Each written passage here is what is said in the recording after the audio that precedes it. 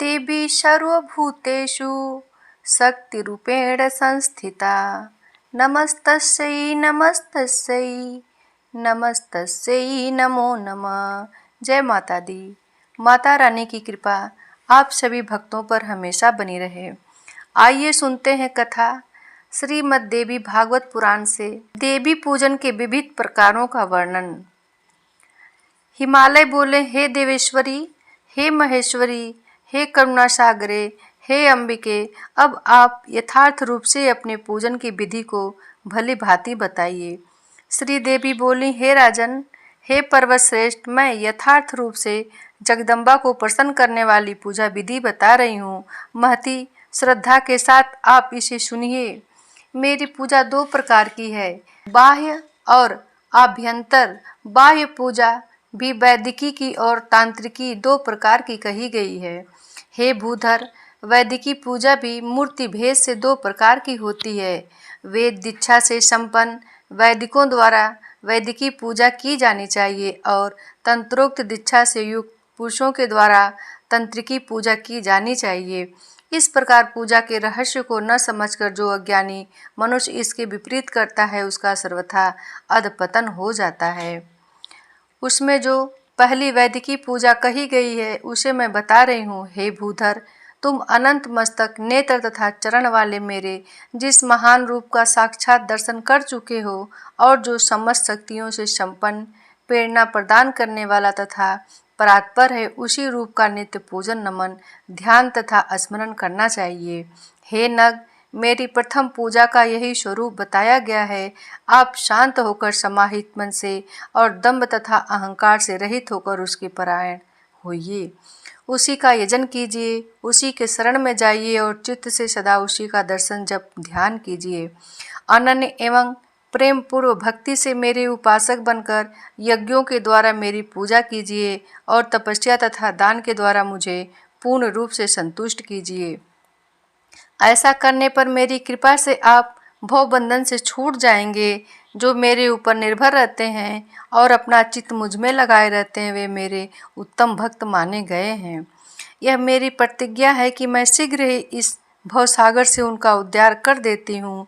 हे राजन, मैं सर्वथा कर्मयुक्त ध्यान से अथवा भक्तिपूर्ण ज्ञान से ही प्राप्त हो सकती हूँ। केवल कर्मों से ही मेरी प्राप्ति संभव नहीं है। धर्म से भक्ति उत्पन्न होती है और भक्ति से परब्रह्म का ज्ञान प्राप्त होता है। श्रुति और स्मृति के द्वारा जो कुछ भी प्रतिपादित है वही धर्म कहा गया है। अन्य शास्त्रों के द्वारा जो निरूपित किया गया है उसे धर्माभास कहा जाता है। मुझ सर्वज्ञ तथा सर्वशक्ति संपन्न भगवती से वेद उत्पन्न हुआ है और इस प्रकार मुझ में अज्ञान का अभाव रहने के कारण श्रुति भी अप्रामाणिक नहीं है। श्रुति के अर्थ को लेकर ही स्मृतियाँ निकली हुई हैं, अतः श्रुतियों और मनु आदि स्मृतियों की प्रामाणिकता स्वयं सिद्ध है। स्मृति आदि में कहीं कहीं कटाक्षपूर्वक वामाचार संबंधी वेद विरुद्ध कही गई बात को भी लोग धर्म के रूप में स्वीकार करते हैं, किंतु वैदिक विद्वानों के द्वारा वह अंश कभी भी ग्राह्य नहीं है। अन्य शास्त्रकर्ताओं के वाक्य अज्ञान मूलक भी हो सकते हैं, अतः अज्ञान दोष से दूषित होने के कारण उनकी उक्ति की कोई प्रामाणिकता नहीं है। इसलिए मोक्ष की अभिलाषा रखने वाले को धर्म की प्राप्ति के लिए सदा वेद का आश्रय ग्रहण करना चाहिए।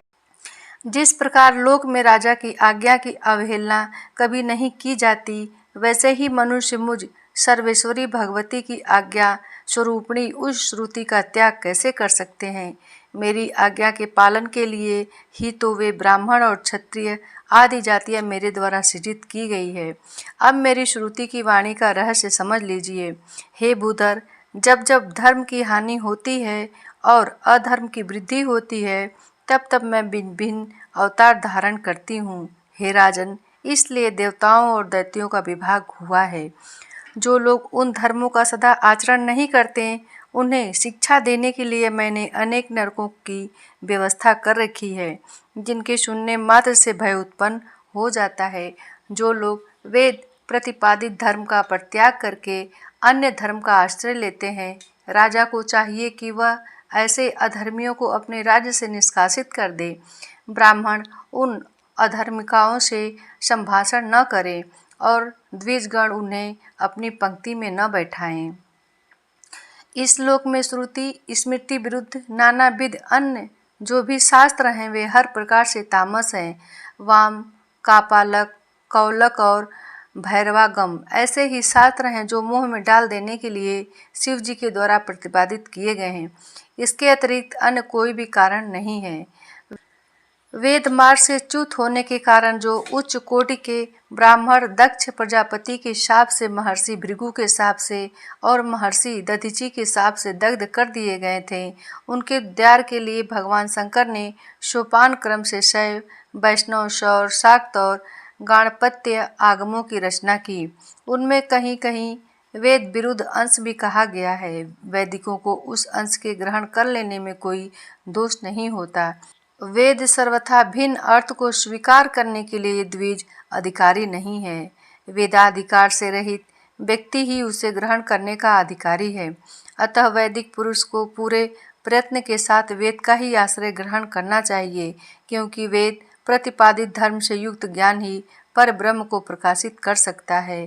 संपूर्ण इच्छाओं को त्याग कर मेरी ही शरण को प्राप्त सभी प्राणियों पर दया करने वाले, मान अहंकार से रहित मन से मेरा ही चिंतन करने वाले, मुझ में ही अपना प्राण समर्पित करने वाले तथा मेरे स्थानों का वर्णन करने में संलग्न रहने वाले जो सन्यासी, वानप्रस्थ, गृहस्थ और ब्रह्मचारी मेरे ऐश्वर्य संज्ञक योग की सदा भक्ति पूर्वक उपासना करते हैं, मुझ में निरंतर अनुरक्त रहने वाले उन साधकों के अज्ञान जनित अंधकार को मैं ज्ञान रूपी सूर्य के प्रकाश से नष्ट कर देती हूँ, इसमें संदेह नहीं है। हे पर्वतराज, इस प्रकार मैंने पहली वैदिक पूजा के स्वरूप का संक्षेप में वर्णन कर दिया। अब दूसरी पूजा के विषय में बता रही हूँ। मूर्ति, वेदी, सूर्य, चंद्रमंडल, जल, वाणलिंग, यंत्र, महापट अथवा हृदय कमल में सगुण रूप वाली परात्पर भगवती का इस प्रकार ध्यान करें कि वे करुणा से परिपूर्ण है, तरुण अवस्था में विद्यमान है, अरुण के समान अरुण आभा से युक्त हैं और सौंदर्य के सार तत्व की सीमा है। इनके संपूर्ण अंग परम मनोहर हैं, वे श्रृंगार से परिपूर्ण हैं तथा सदा भक्तों के दुख से दुखी रहा करती हैं। इन जगदम्बा का मुखमंडल प्रसन्नता से युक्त रहता है। वे मस्तक पर बाल चंद्रमा तथा मयूर पंख धारण की हुई हैं। उन्होंने पास, अंकुश, वर तथा अभय मुद्रा धारण कर रखा है। वे आनंदमय रूप से संपन्न हैं। इस प्रकार ध्यान करके अपने वित्त सामर्थ्य के अनुसार विभिन्न उपचारों से भगवती की पूजा करनी चाहिए। जब तक अंतः पूजा में अधिकार नहीं हो जाता तब तक वह बाह्य पूजा करनी चाहिए। पुनः अंतः पूजा में अधिकार हो जाने पर उस बाह्य पूजा को छोड़ देना चाहिए। जो आभ्यंतर पूजा है वे उसे ज्ञान रूप मुझ ब्रह्म में चित्त का लय होना कहा गया है। उपाधि रहित ज्ञान ही मेरा परम रूप है, अतः मेरे ज्ञानमय रूप में अपना आश्रयहीन चित्त लगा देना चाहिए। इस ज्ञानमय रूप के अतिरिक्त यह मायामय जगत पूर्णतः मिथ्या है, अतः भवबंधन के नाश के लिए एक निष्ठ तथा योगयुक्त चित्त से मुझ सर्व साक्षिणी तथा आत्मस्वरूपनी भगवती का चिंतन करना चाहिए। हे पर्वतश्रेष्ठ, इसके बाद मैं बाह्य पूजा का विस्तार पूर्वक वर्णन कर रही हूँ, आप सावधान होकर सुनिए।